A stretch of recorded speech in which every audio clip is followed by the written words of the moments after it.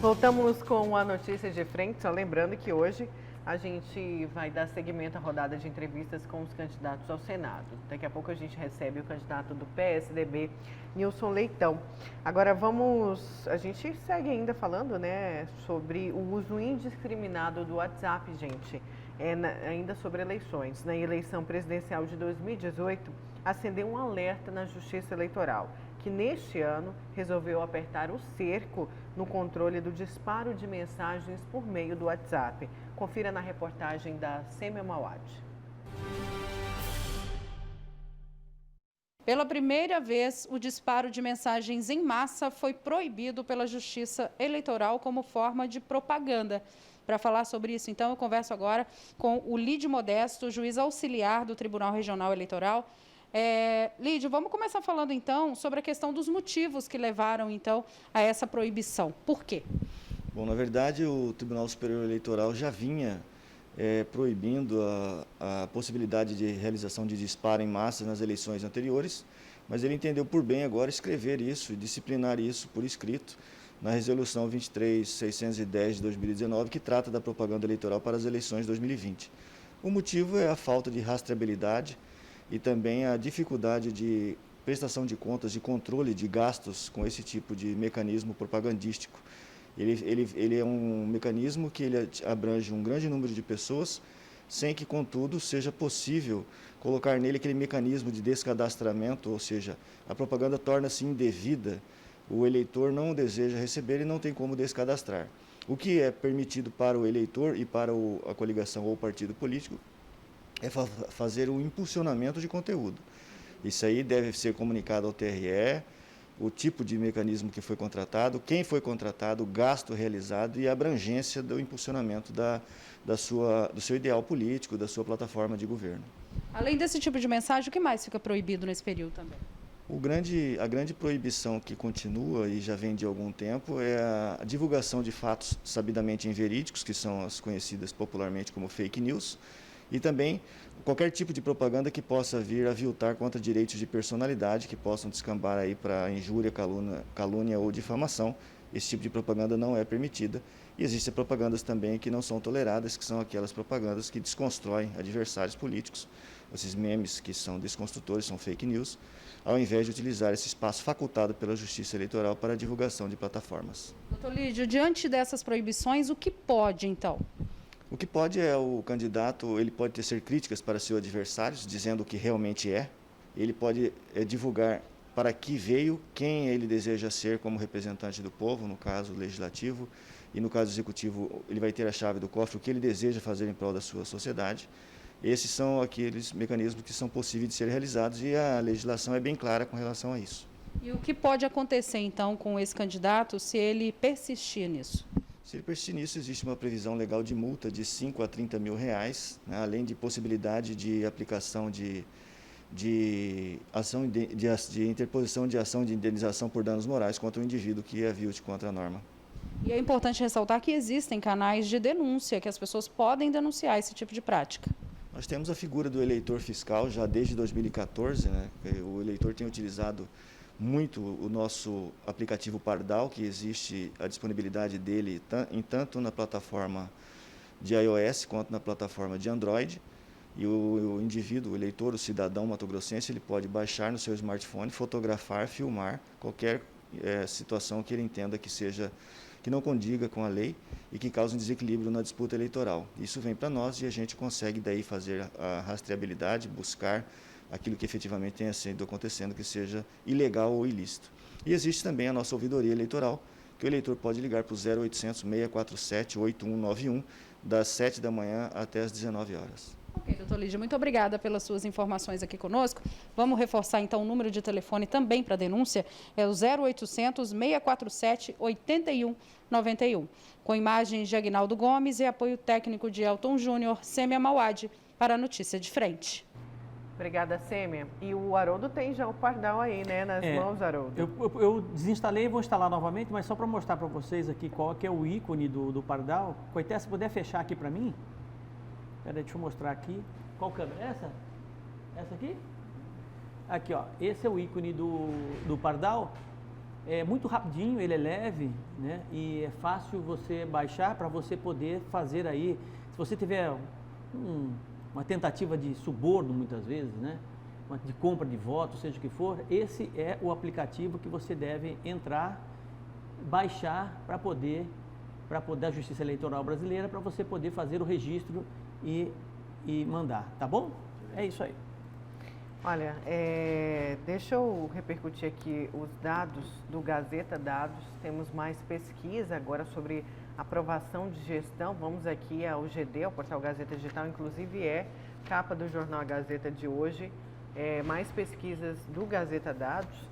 Lucimar é aprovada por 79% da população em Várzea Grande. Prestes a finalizar o segundo mandato, a prefeita Lucimar Campos, do DEM, tem 79% de aprovação popular na sua administração em Várzea Grande. O resultado é da pesquisa realizada pelo Instituto Gazeta Dados. Os entrevistados foram questionados se aprovam ou não o modo como a democrata administra a cidade. Apenas 14% desaprovam. E claro que isso acaba refletindo nas eleições municipais lá em Várzea Grande. Agora você imagina, veja bem, não é diferente. Nós sabemos que realmente o Lucimar Sacre de Campos fez muito por Várzea Grande. Mas o grande problema da água não parece não ser agora uma você questão, imagina, né? Pois é, agora você imagina se realmente tivesse, desde o início da gestão, um bom planejamento estratégico de gestão, política pública, realmente voltada para a questão da solução por completo, não de forma paliativa, com relação à falta de água lá em Várzea Grande.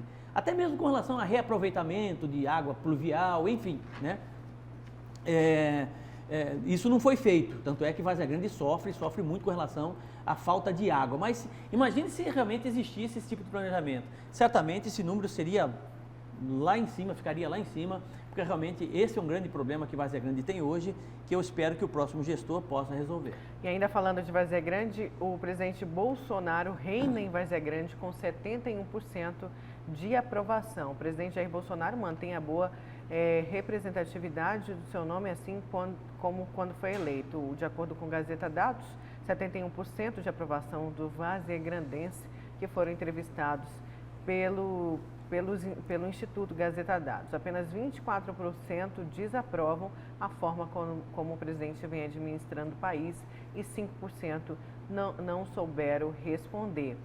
Tem mais pesquisa em Várzea Grande, dessa vez gestão Mauro Mendes agrada 65% de Várzea Grande. Dos moradores de Várzea Grande entrevistados pelo Instituto Gazeta Dados, 65% aprovam a administração do governador Mauro Mendes.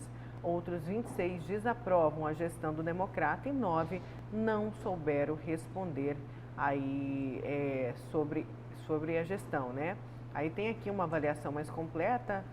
Ótima 3%, boa 44%, regular 35%, ruim 9%, péssima 4% e 5% não souberam vejam responder que aí.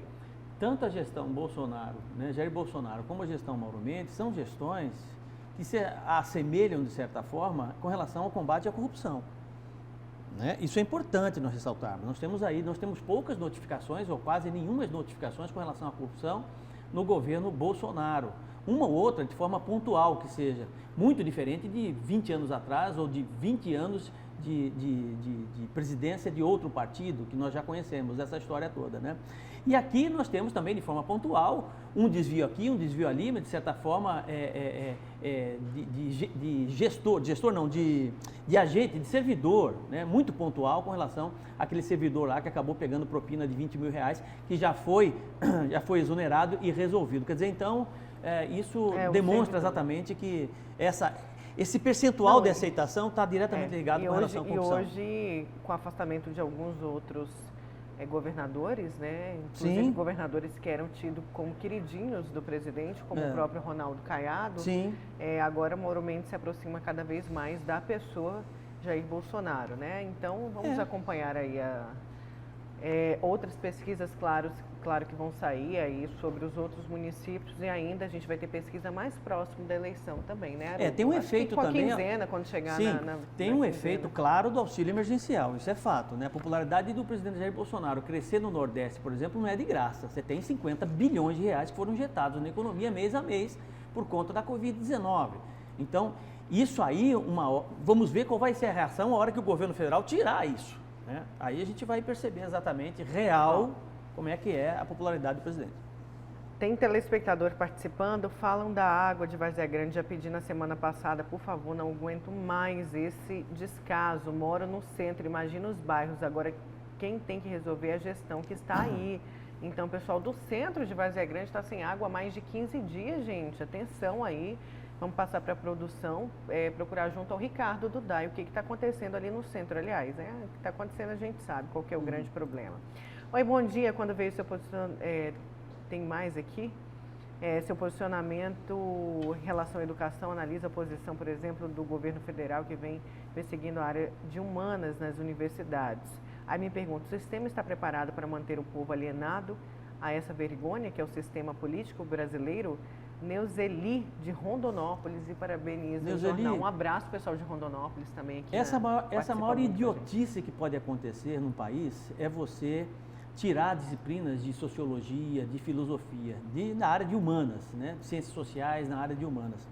Todos os países, vou repetir mais uma vez para ficar bem forte isso, países bem desenvolvidos economicamente em todos os setores, como a Finlândia, por exemplo, que é referência mundial, né? E muitos outros países, o Canadá, por exemplo, investiram fortemente em disciplinas como filosofia, sociologia, que são essas disciplinas que fazem, sobretudo, dão condições para que as crianças possam opinar, possam refletir sobre situações ligadas à política, à economia, enfim, elas são fundamentais para que realmente você possa formar uma criança e ela possa ter condições de opinar e ter um entendimento melhor com relação às coisas ligadas à cidade e ao seu país. Isso é fundamental. Então, essa ideia de acabar com essas disciplinas é um retrocesso.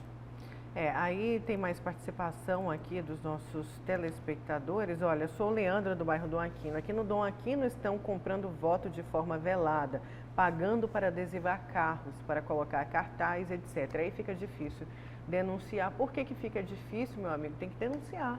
Se não denunciar, como que a justiça vai saber onde que é? Tem que denunciar, e sempre lembrando que as denúncias, né, a justiça não revela quem são as fontes dessas denúncias. Sim. Bom dia, quem pode mudar essa lei eleitoral cheia de injustiça? O povo não sabe a quem recorrer. Alguém precisa encabeçar um movimento assim, dar nome aos bois. Eu concordo com o que vocês falam, mas a maioria da população não tem tempo nem capacidade de fazer, às vezes, de ficar pesquisando na internet. Aí está falando em relação à história do candidato, será? Ou as denúncias, né? Denúncias, histórias, né? Porque na matéria anterior o entrevistado falou, né? É o eleitor fiscal. Sim. É o eleitor fiscal. Gente, antes do intervalo, deixa eu dar aqui rapidinho o número da Covid, divulgado pela Secretaria Estadual de Saúde, o último boletim epidemiológico que foi divulgado pela Secretaria Estadual de Saúde notificou até a tarde de domingo 135.950 casos da Covid-19 no estado. 116.824 pessoas já se recuperaram desta doença. O número de mortes em Mato Grosso chega a 3.717. Infelizmente, né, o dado que a gente nunca quer dar. E olha quanto tempo que eu não via essa taxa de ocupação abaixo dos 50%. A taxa de ocupação de leitos de UTI, então, aí, Haroldo, chega a 47,75%. Onde era 97%, lembra? Nós chegamos a 97% de ocupação.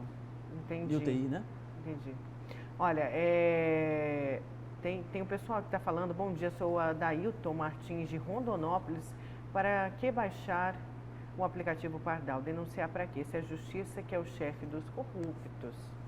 É a reclamação aqui do Adailton, lá de Rondonópolis. Eu acho que não podemos pensar dessa forma, não. Nós temos que acreditar nas nossas instituições. Cada instituição, desde o Supremo Tribunal Federal, lá tem uns caras doidos lá dentro, tem uns visigodos lá, os caras que pensam completamente desalinhados com a vontade popular. Isso é fato e é perceptível. São decisões que são tomadas completamente fora da caixinha, né? Mas as instituições são importantíssimas. Quando você diz assim, o judiciário tem problema, eu discordo. Eu acho que todas as vezes que você generaliza, você perde, né? Você simplesmente desclassifica uma instituição importantíssima. Quantas críticas eu faço aqui ao judiciário, eu faço ao executivo, ao legislativo, mas são pontuais. são pontuais, né? Ali você tem pessoas sérias, você tem promotores sérios, você tem juízes sérios, desembargadores sérios, né? Deputados federais bem intencionados, políticos sérios, bem intencionados, deputados estaduais bem intencionados, né? Nós não podemos colocar todo mundo dentro de um balaio, não. Tem gente séria, gente honesta, tá? Acredite se quiser. Tem gente séria, tem gente honesta e gente comprometida com a sociedade. Isso é importante. Vamos então para um breve intervalo. Na volta a gente dá seguimento à rodada de entrevistas com os candidatos ao Senado. E hoje a gente vai receber o candidato do PSDB, Nilson Leitão. A gente já volta.